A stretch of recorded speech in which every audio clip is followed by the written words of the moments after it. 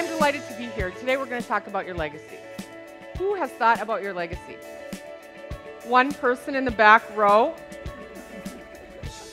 Oh, Deanne, Daryl, we got a lot of work to do today. Renee really does go the extra mile in helping you plan a very successful event. Renee has an uncanny knack of just being able to interact with the audience and pull them in. If she's talking to men, she hits it where they enjoy it. Women, same thing. And she just has an ability to make us all feel so comfortable that we're just part of her story. Grandkids? Well, Chris, you're on a roll. Let's go. When you face death, oh my God, you are so smart. Is he the smartest nurse? I thought she was very motivational, very inspiring. I think she tugged at everyone's heartstrings. I found myself laughing and crying almost at the same time. Here, this goes like this, out into the audience. And so she went on and she kept riding my granny, and all of a sudden my granny, who's 83, looks at her mother and she says, "Mom, I am 83 years old. I think I'm old enough to make my own decisions." She brought an energy to the room that was really fantastic. Everyone left that meeting feeling like they were contributing something that was very powerful, and I do believe that she made that happen. So you be him. Could you be him? Okay, you pick it up like this, like it's a rat. You bring it up towards me, Chris, all right? He comes up, brings it up like this. Exactly. I take it. The urologists in the back are like this. Humor. She's just an extreme humorist, and that is what's so good. I typically hear lots of presentations that are real serious, sober, got to take notes. This is one of those where remember. I'll remember the stories that she told. I will be able to relate it to other situations.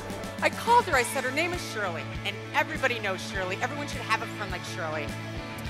And I'm telling you, I called her and I was livid. I said, "You won't believe it, but we got a leak in the plumbing." I knew from the moment of our first conversation that she was the perfect fit for our group. She connected with me over the phone and personalized everything to Avera into what we were looking for in a speaker. I really believe this, that we have the ability, every single one of us, to make this place such an awesome place by doing and paying it forward one activity, one random act of kindness at a time. And you know what? You don't have to pay money to do it. You can do it with your attitude. Isn't that great? And I had a great life. I mean, a lot of sadness, but a great life. And I decided at that moment, made a conscious decision that what I do with the last half of my life is going to make a difference. She's just a delight to work with, and no matter what, she's fulfilling our needs one way or the other. And I pull in next to this van, this mint green van, and there's 3 gentlemen outside, and I get out of my car and I say, "Hey boys, welcome to God's country." One guy looks at me and he goes, "Talking to us?" "Yeah, hey boys, I see you're from Tennessee." And I am smiling and talking to these guys, and I'm taking a risk. I'm giving them my card. They're giving me like all this stuff about them. We're talking. Renee is a beautiful, authentic person.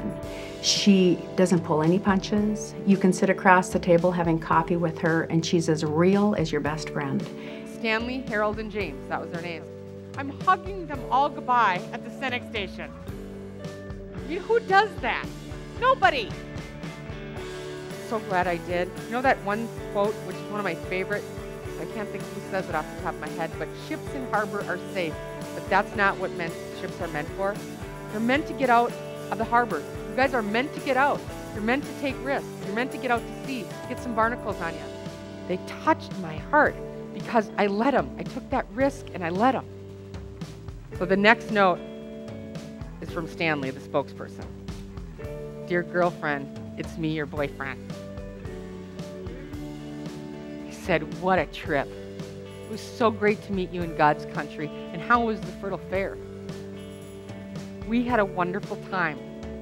What you couldn't have known that day at that Senex station is that my bucket list was so much more shorter than I had shared with you. I write this from my room, my hospice room in Knoxville, Tennessee. Girlfriend, I have had a wonderful life, touched by faith and family and so many friends, and I count you among them. For that one day, you made an old man feel like a boy again.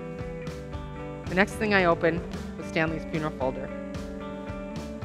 And on the funeral folder, they had my name and my quote, "When life's journey is over and it's time to leave mankind, it's not what you take with you, but what you leave behind." That is the power of a smile. That is one thing that you guys continually do day after day after day, no matter what. So please, if you remember nothing from today's conversation, just smile. I know at the end of my journey and my legacy, I hope is that I made a difference and I made people laugh some of the same things I told you. And she just makes it very real, authentic. That is Renee. I would hire Renee on the spot if I were you, because Renee is very easy to work with. She's a phenomenal speaker, and you will find that she brings a lot of energy to your event. If you're able, I want you, every one of you, to stand up, look at each other, and I want you to give yourselves a standing ovation.